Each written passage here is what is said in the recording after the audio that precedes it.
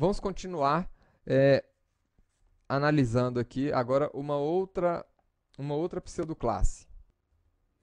Vamos ver aqui, por exemplo, no nosso código, colocar aqui mais um atributo, o atributo lang. O atributo lang, ele informa a língua que nós queremos estar adotando aqui para esse conteúdo. Então, esse conteúdo ele é para o idioma inglês. Isso aqui é o que a gente está falando para o browser.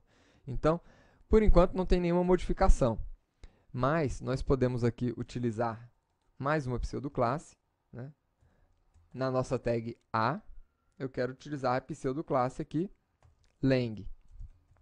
Essa pseudoclasse ela vai ser utilizada aqui, e aqui eu vou informar em qual é o lang que eu quero adotar, é o lang inglês aqui, na língua inglesa, e aí eu posso colocar uma outra cor aqui,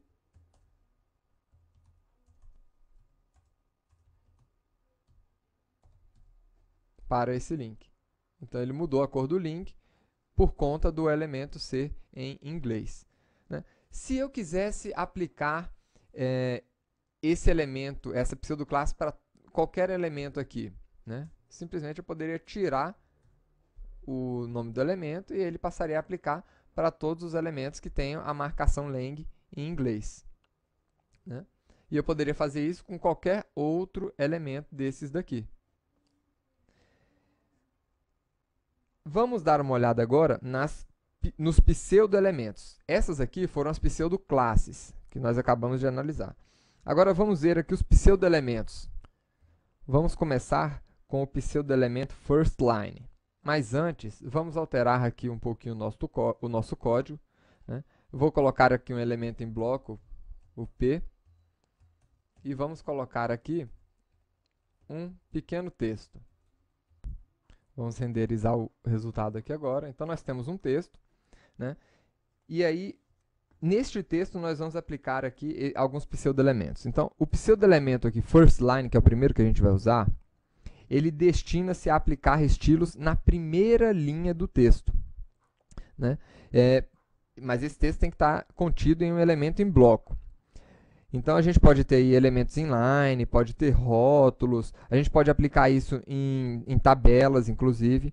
Agora, note que a primeira linha do texto, contida aqui no elemento, ela vai depender de alguns fatores. Por exemplo, o tamanho da janela. Se eu aumentar aqui a janela, o texto vai aumentar.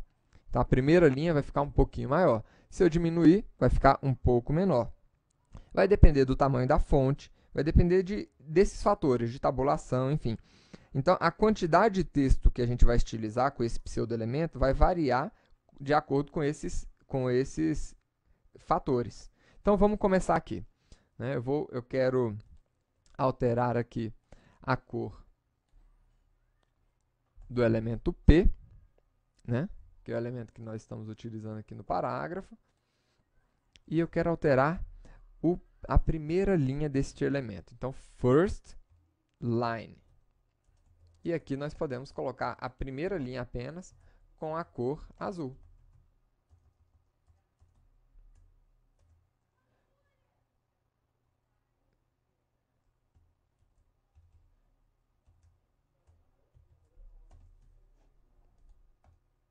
Então tá aí, a primeira linha ficou azul, vamos aumentar.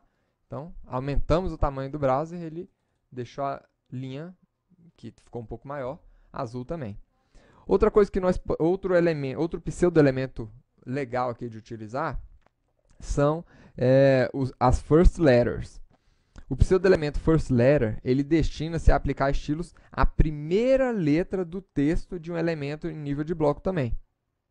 Agora, para que o estilo seja aplicado, não pode haver nenhum conteúdo antes do início do texto. Por exemplo, uma imagem, né, ou outro elemento. Esse pseudo-elemento ele é usado para obter um efeito tipográfico ali, bastante comum e conhecido como capitalização inicial, que consiste em aumentar o tamanho da primeira letra de um parágrafo. Então, por exemplo, vamos alterar aqui. Vou colocar aqui P first letter. E vamos alterar aqui o tamanho da primeira letra. Vamos colocar aqui 40 pixels. Tá aí. Então, a primeira letra ficou bem maior. A gente poderia alterar a cor, inclusive.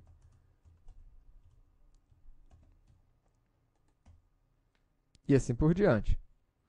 E temos ainda o último pseudo-elemento, os últimos, na verdade, que são os elementos before e after. Os pseudo-elementos before e after, eles destinam-se a inserir conteúdos no documento.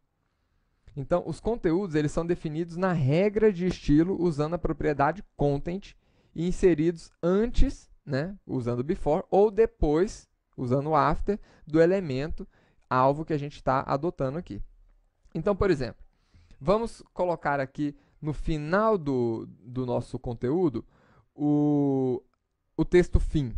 O que eu poderia fazer? Poderia vir aqui, P, né, colocar after, para aplicar isso ao final. É isso mesmo. P after. E vamos aplicar aqui, colocar um texto. Então, usando o atributo content, eu vou aplicar aqui um texto fim.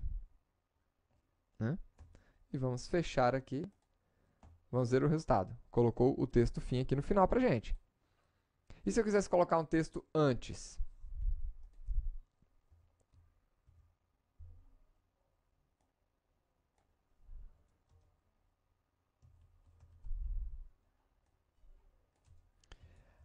Agora, um detalhe importante. Tá aí, colocou o texto antes. Um detalhe importante. Usando essas tags before e after, vocês podem colocar muito mais do que texto. Vocês podem colocar imagens, vocês podem colocar diversos tipos de conteúdo. Mais informações, vocês vão poder voltar aqui, né, na W3 Schools e procurar ali sobre pseudoclasses, pseudoelementos. E assim, apenas a título de curiosidade, né, vocês podem navegar aqui para a área de referência e vocês vão encontrar logo no início aqui a lista de seletores que nós já estudamos nessas últimas 3 aulas. Né? Os seletores do tipo classe, do tipo ID, né? O universal, todos aqueles seletores, os pseudo-elementos, as pseudo-classes, tudo está aqui para vocês poderem pesquisar e ver para que serve exatamente. Tá bom? Então, até a próxima aula, pessoal. E usem muito bem aí os seus seletores. Até lá!